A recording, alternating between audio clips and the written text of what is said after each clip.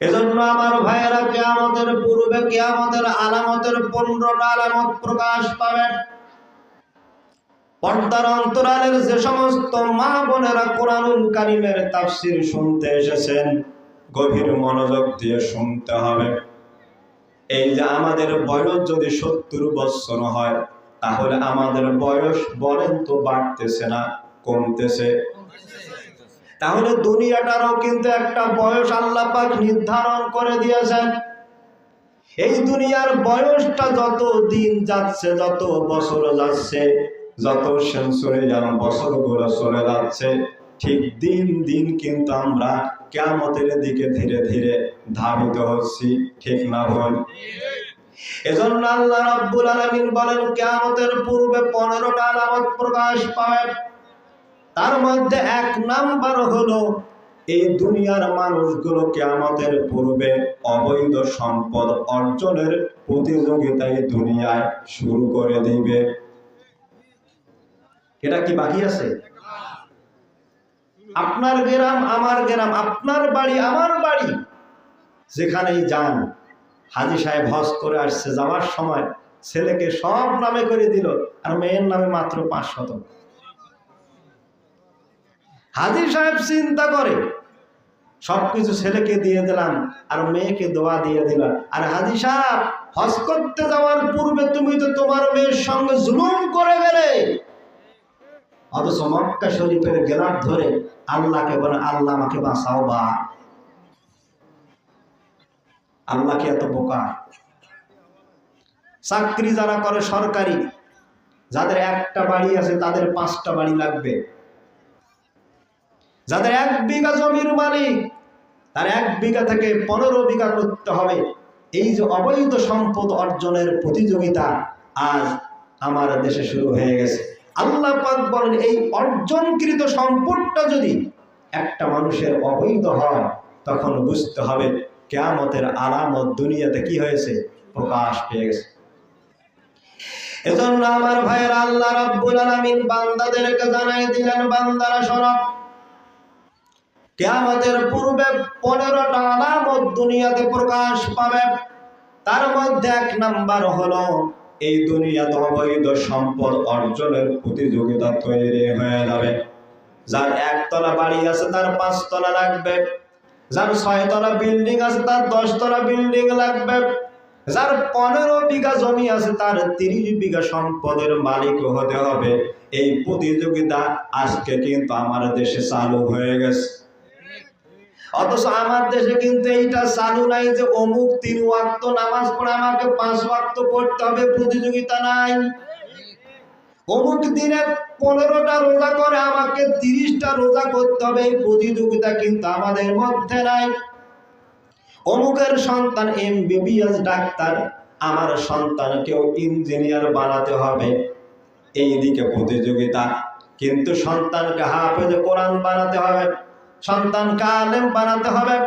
একটা সন্তানকে জবরদস্ত আলেম বানায়া নিজের বাপের জানাজা করবে, প্রতিযোগিতা কিন্তু আমাদের মধ্যে নাই। তার মানে মৌলবী সাহেব মনে করে মানুষ বুঝি মৌলবী হলে ও টোমরা খাওয়া, হাড্ডি খাওয়া হুজুর হবে। মানুষের চিন্তা কিন্তু এরকম। আপনি মাদ্রাসায় দিচ্ছেন, ও মনে করছে যে এ তো জীবনে করে খাইতে পারবে না। এজন্য 1 মৌলবী সাহেবকে একজন সাধারণ মানুষ জিজ্ঞেস করেছিল, হুজুর আপনি যেভাবে চলাফেরা করেন আপনি তো জীবনে ভাত পাবেন না। তখন হুজুর সাহেব কয় যে আমরা তো ভাত খাই না, আমরা পোলাও খাই। তার মানে হুজুরদের জীবন তারা সংকীর্ণ জীবন মনে করে, হুজুরদেরকে তারা ক্রিটিসাইজ করে, যার দ্বারা তারা প্রমাণ করতে চায় আলেম হওয়া যাবে না, হুজুর হওয়া যাবে না, দুনিয়ার সমাজে কোরআনের তাফসীর কারো খাওয়া যাবে না, তাহলে তোমার জিল্লতির শেষ থাকবে না। তারা এটা প্রমাণ করতে চায়। কিন্তু আল্লাহ রাব্বুল আলামিন কিয়ামতের 1 নম্বর আলামত বললেন, অবৈধ সম্পদ অর্জনের প্রতিযোগিতা শুরু হয়ে যাবে। আল্লাহ রাব্বুল আলামিন বলেন, এই দুনিয়াতে যেই মানুষটার মধ্যে কোরআন থাকবে না, যেই মানুষটার মধ্যে ইসলাম থাকবে না, যেই মানুষটার মধ্যে আল্লাহর দ্বীন থাকবে না, ওই মানুষটার পক্ষে কেবলমাত্র অবৈধ উপার্জন করা সম্ভব, বৈধ নয়। এজন্য কোরআনুল কারীম মানুষকে জানাইতেছি, আইয়ুহাল্লাযীনা আমানু কুলু মিন তাইয়্যিবাতি মা রাযাকনাকুম ওয়াশকুরু লিল্লাহি ইন কুনতুম ইয়্যাহু তা'বুদুন।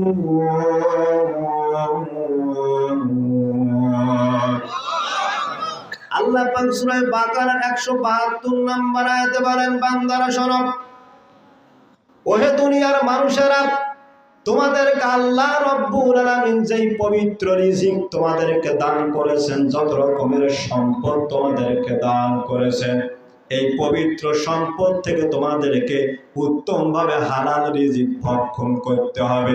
নির্দেশটা কার? এখন আল্লাহ পাক আপনাকে নির্দেশ দিলেন হালাল রুজি ভক্ষণ করে তোমাকে অর্জন করে খেতে হবে।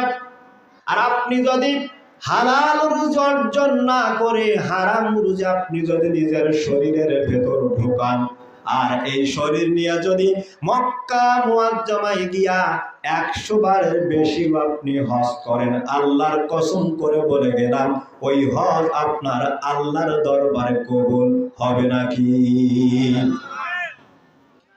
এজন্য আল্লাহ পাকের নবী বলেন, আন আবি হুরায়রা রাদিয়াল্লাহু তাআলা আনহু قال قال رسول الله صلى الله عليه وسلم يأتي على الناس زمان لا يبال المرء من أخيه أم من الحلال أم من الحرام।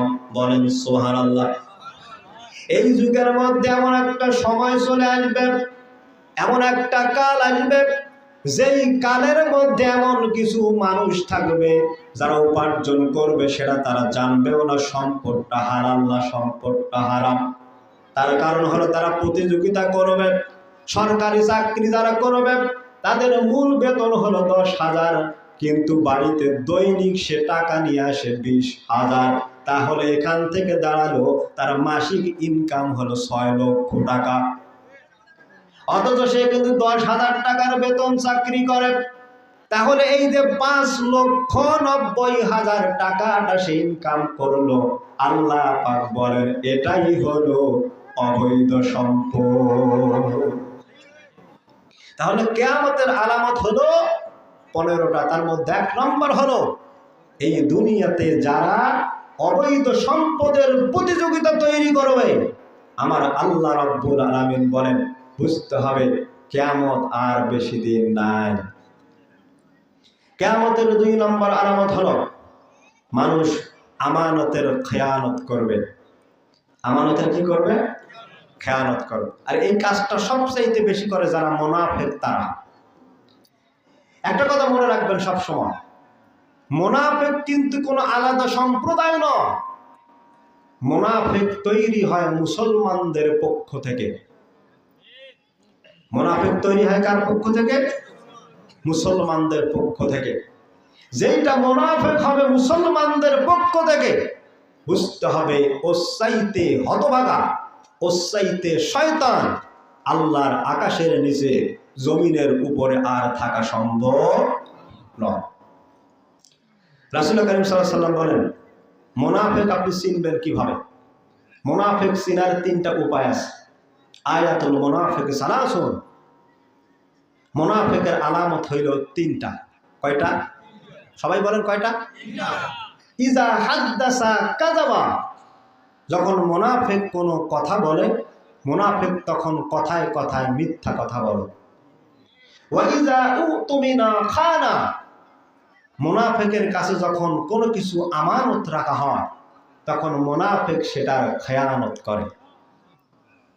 ওয়া ইজা খাসামা ফাজারা ওয়া ইজা ওয়াআদা আখলাফা।